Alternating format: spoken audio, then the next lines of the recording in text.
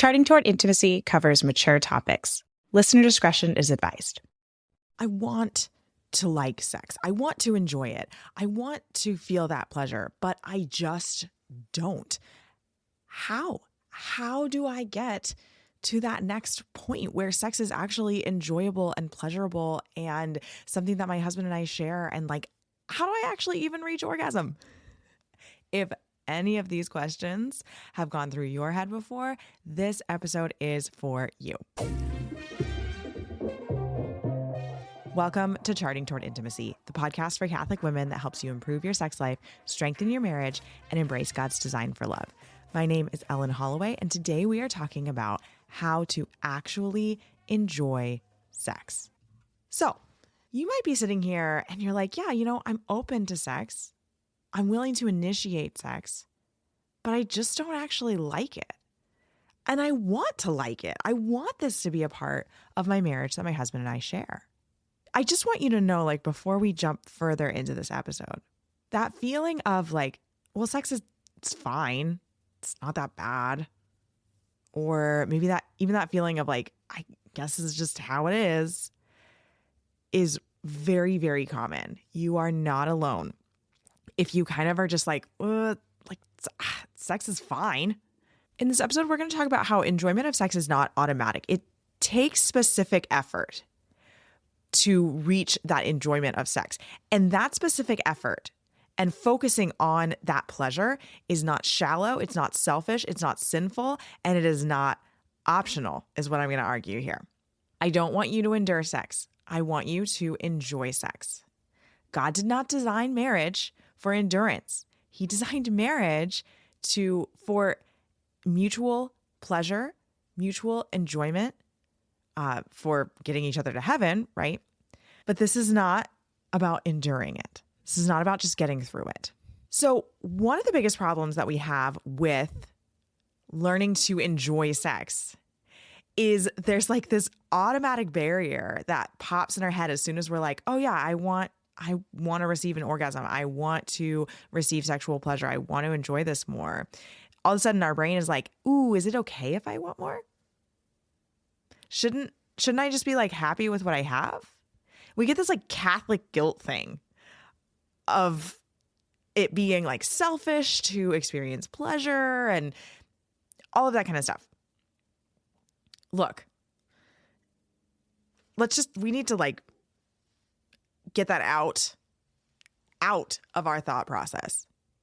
The Catechism says that sexuality is a source of joy and pleasure. Pleasure is part of the design. It is not selfish. It's not sinful if we are seeking out that sexual pleasure. Now, the spot where we do need to like just recognize is that if we are seeking pleasure in sex for pleasure's sake and negating the fact that sex is a mutual gift of self and a mutual gift of love, and we are simply having sex as a means to an end of sexual pleasure, that is using our spouse.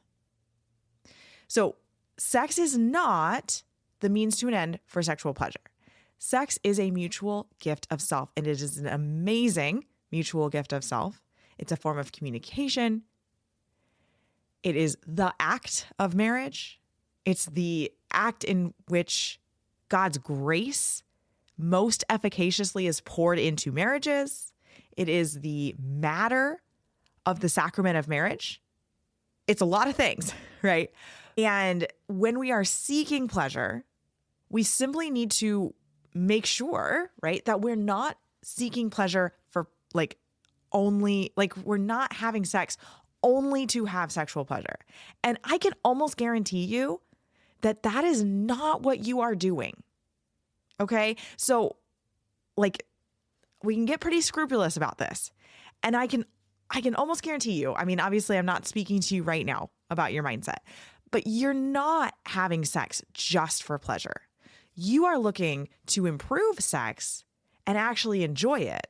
And you're having sex because you know that it is a wonderful mutual gift of self. It is an opportunity to love your spouse. It's an opportunity to grow closer to your spouse. Like, you're having sex for a lot of reasons. And I want also one of those reasons to be because you enjoy it. And it's okay for that to be a reason that you're having sex. Okay, now that I've beat that dead horse, let's keep going. All right. So why do so many women not enjoy sex? I have a couple of major reasons that I see in the work that I do. So first off, when sex feels rushed or like goal oriented, we have to get to intercourse, pleasure almost immediately just like goes away. And this happens a lot when we are like very wrapped up in quote, doing it right? And we're like, oh my gosh, okay, have to get to orgasm, have to have husband's ejaculation inside of me, or else we're like outside of the moral bounds of sex. Like when we are so focused on following the moral rules, and I'm not saying that we shouldn't follow the moral rules. Those are very, very important. But when we get so wrapped up in it, sex becomes extremely goal-oriented. And typically, we end up rushing through it. So give yourself time. Don't rush through sex. And then also recognize that like the entire act of sex is sex, foreplay, intercourse, optional afterplay. All of that is sex. It is not intercourse that is like, like the one thing, right? Yes, we need to have intercourse in order for it to be a morally licit act. Yes, the husband's ejaculation needs to happen during intercourse to make it a morally licit act. That is not the goal, though. And I hope you're seeing the difference and nuance there. The next one is your body isn't actually ready. So we're moving on to intercourse before your body is ready. We need arousal. We need lubrication. We need to be relaxed. When we skip these things, or if during sex those things are assumed, we've got big problems. And we're not typically going to enjoy sex. We're not going to enjoy intercourse, the intercourse part of sex, if like we're rushed through that phase. So one of the things that I really like to recommend, ladies, is that you are actually the one who you're the transitioner. You're the one who signals that it's time to transition into intercourse. Because you're the one who can recognize the arousal level in your body. Intercourse is not going to be pleasurable if you are not aroused enough. And we've talked a lot in other episodes about what we need for arousal here. But really, it's just that like your body needs to actually be ready. Your vaginal canal needs to lengthen and your vaginal opening needs to widen. And if those things don't happen through adequate arousal, then you're not going to be ready for intercourse. And intercourse might even be painful, which brings me into my next point. If you are experiencing any pain, discomfort, or tension, sex is not going to be pleasurable. So, if you're experiencing pain, you got to stop. You got to and we need to go back to foreplay. We need to make sure you're fully aroused. Or maybe we need to actually look into that deeper. We need to look into pelvic floor therapy. We need to listen to some of the episodes that I have on painful sex, where I talk into those things. Here's the key. Even mild discomfort during sex, particularly intercourse, even mild discomfort teaches your body to brace. If your body is braced, it is not open. In order to receive sexual pleasure, your body needs to be open. You need to be open to receive physically and like emotionally, mentally. You need to be open. So pain and discomfort need to be addressed as soon as possible so that sex can actually be pleasurable. It is never going to work to push through pain.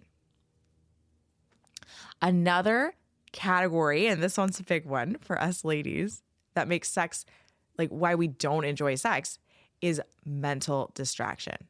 That ongoing to-do list, managing our thoughts, our negative thoughts. And also just like oh my gosh, I need to make sure that I get a little laundry started because the uniforms for school aren't clean for tomorrow. Those kinds of things. So we need to learn to manage our mind, manage the thoughts that we're having, and also learn how to stay present in the moment so that we can actually enjoy sex. Because you're not going to enjoy sex if you have this running to-do list and you're like stressing yourself out with all of the things that you could be doing instead of having sex. You're only going to enjoy sex if you're able to be present in the moment. That is how we receive an orgasm. And the last one I want to talk about, why many women don't enjoy sex, is emotional disconnection. So if sex feels disconnected from the rest of your relationship, there's very little opportunity to really enjoy it. Like if sex just kind of feels like something that you do, something that you check the box off on, and it's not something that's like a part of your relationship and that grows from your relationship, then it's going to be very hard to actually enjoy sex. Because again, I said earlier, in order to receive an orgasm, we need to be open, physically open, right? That's what foreplay really allows us to do. But we also need to be emotionally, mentally, and spiritually open to receiving that. And if our marriage, it doesn't have deep emotional connection, and then we're just like jumping into sex, we're not going to have that openness that we need. We're not going to have that comfortability. Sex is an extremely vulnerable act. And in order to enjoy sex and receive the pleasures of sex, we need to be willing to be vulnerable. And in order to be willing to be vulnerable, we need to have deep emotional connection with the person that we're trying to be vulnerable with. And so this is where those ideas of like sex starts outside of the bedroom come from. It's because we need to have a deep emotional connection with our spouse so that sex is amazing, so that we can enjoy sex. But that enjoyment of sex comes after the deep emotional connection. It doesn't go the other way around. Like enjoyment of sex does not lead to deep emotional satisfaction. Like it just doesn't. That's the wrong way. You got to go the other way. All right. Now, the real missing piece, once we tackle those things, the real missing piece is body literacy, is the fact that no one taught you where pleasure actually comes from in the female body. Nobody taught you about how arousal works. No one taught you how pleasure feels in your body. No one taught you really exactly like what the structure of the clitoris is and how it even works to create an orgasm in your body. And so it's okay. It's okay that you don't know these things because no one explicitly gave you instruction on how to enjoy sex. And that is what I'm here for. That is why I'm doing what I'm doing, because I did not receive that instruction. And it was really hard to figure it out. And I promise you, you do not want to go searching in secular resources for answers here. And a lot of times you don't even want to go searching in the Christian resources for them, because honestly, sometimes they're worse than the secular material when it comes to sifting through what is true. I do what I do because there are not resources to explicitly instruct Catholic women on pleasure with sex. And I am like so fired up for my brand new program that is actually going to be launching next week. So in 1 week, if you're listening to this in real time, January 19th, 2026, brand new program. It's going to include coaching, but it's going to teach you how to actually enjoy sex. We're going to walk through together. Coaching is included in this program. And we're going to learn how to actually enjoy sex. All of these different factors. So keep an eye out. Get on our email list if you are not on our email list. That is the best way to find out about the program. There will also be, info next week in next week's episode. But it's so baffling to me how quiet the church has been on this incredible aspect of married life. Sex is, I said earlier in the episode, sex is the matter of the sacrament of matrimony. Every sacrament has a matter. And sex is that matter. The relationship is that matter. And so I want you to give yourself permission to enjoy sex. Recognize that this is a good part of sex. This is part of the act. Catechism 2362. Sexuality is a source of joy and pleasure.